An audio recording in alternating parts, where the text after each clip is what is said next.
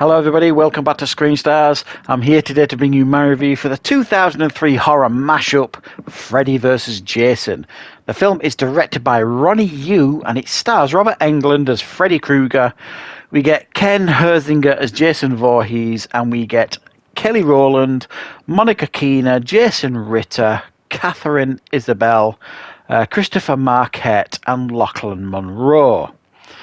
Right, okay, this time round it's Freddy up against Jason. The film starts off and you get quite a nice catch up on both Freddy and Jason, really. Basically, Freddy has been forgotten by all the kids on Elm Street, so he can't do what he does. But so he hatches a plan, and this plan is to raise Jason from the grave in order to kill for him. And naturally, everybody on Elm Street and around Elm Street will assume that it's Freddy doing the killing. So everybody will start remembering Freddy, and he'll get his power back. However, Jason just won't stop killing, and this is a problem for Freddy because he's not getting any of the kills, which ultimately leads to a confrontation between these two horror icons. Right, what are my thoughts on Freddy versus Jason? Well, as you know, I have been reviewing all the Nightmare on Elm Street films. I have done all 7 now of the original franchise. The only 2 left to review is this and the reboot of Nightmare on Elm Street that came out in 2010. Now, I personally have always been a little bit of a fan of this film. I think it's a bit of a guilty pleasure. Yes, it takes some liberties, I suppose, but for a horror fan out there, I mean, to have Freddy versus Jason, you know, it was a dream come true, really. It had been banded around for many, many years, and then we finally got it. I think my understanding is, I think James Wan was initially down to direct this, but he committed to Saw instead, so Ronnie Yu came on board, and I think this is the most polished and big budgeted looking Freddy film that we've had on screen, and Jason film that we've had on screen, really. Very, very polished, you know, and decent sized budget, and this film was very successful. It's not what you would call massively popular, and I'm not really sure why. I mean, okay, it's not exactly, you know, heavy intellectual stuff, this, but if you're going into a film Freddy versus Jason, are you expecting intellectual stuff? No, you really aren't. And I think they do a pretty good job of making both these characters existing in the same universe make sense. I mean, the start of the film, the first 5 minutes, is very clever, I think, about how they introduce Freddy back to us and how they introduce Jason into the film. And then we're introduced to like the teenagers associated with the film, and some of them are more memorable than others, but I do think they do a decent job of getting like this crew of teenagers together that have got to figure out what's going on, and then the whole conspiracy from the town about how they're trying to keep Freddy secret. Any of the kids that have got any connection to or memory of Freddy, they put in an institute. They give them an experimental drug to stop them from dreaming, and this is how their town has had 3 or 4 years of calm, really, because everybody's kind of been made to forget Freddy. So how they explain all that away does actually make a lot of sense, and it fits in well to this film.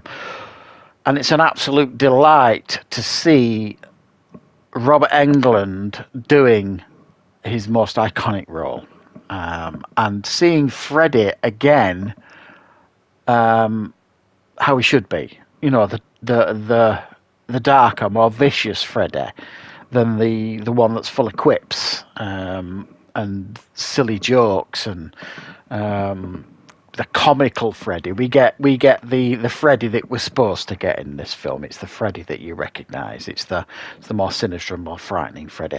And it has to be. He's going up against Jason. It has to be a believable, you know, fight. I mean, Jason going up against Freddy in the last 2 films of the franchise, like, you know, Nightmare on Elm Street 5 and 6, you know, I mean, it'd be a no contest, you know what I mean? But in this, it makes a lot more sense, you know. And I love the bit in this film where Freddy has Jason in his dream world, basically, where he's in his domain and he's got all the power, Freddy. I really enjoyed that. I thought that was quite inventive, the way they did that. And the way they kind of get you to kind of hang on as an audience member for the actual face-off, you know, where they're both in our world. Again, and the face-off is at Crystal Lake sort of thing. It works well. And some of the deaths that we get here are inventive, creative, and some of the characters that are killed off. For me, it says a lot about the characters that they've given us, that it actually, you come away from some of those deaths feeling a little bit sad about them. There was definitely at least 2 or 3 of the deaths of some of the teenagers where, you know, you're kind of thinking, oh, I wish that hadn't happened, you know what I mean? You didn't want them to die. And some of them are so hugely memorable as well. I think some of the highlights here are obviously, like I say, the dream battle between Freddy and Jason. The battle at Crystal Lake is obviously very good and fun. I like the stuff at the when they go to the hospital to try and find some of the tablets that will suppress dreams. Was good. In fact, there's so many memorable bits, really. The bit where Jason turns up to the party and taking all the teenagers out, you know, in that field where they're all having that rave out in the middle of nowhere.